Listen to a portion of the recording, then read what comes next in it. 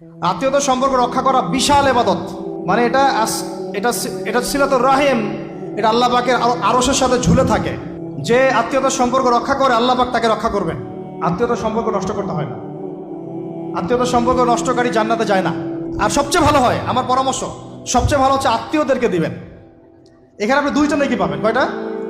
এক, আত্মীয়র হক রক্ষা করলেন, হক আদায় করে তার নেকি, সৎকার তো করলেন, এটার নেকি আছে। আবার আত্মীয়র সম্পর্ক বজায় রাখলেন, সুসম্পর্ক বজায় রাখলেন, এটা আরেকটা নেকি। আত্মীয়তার সম্পর্ক রক্ষা করা বিশাল ইবাদত। মানে এটা এটা এটা সিলাতুর রাহিম, এটা আল্লাহ পাকের আরশের সাথে ঝুলে থাকে।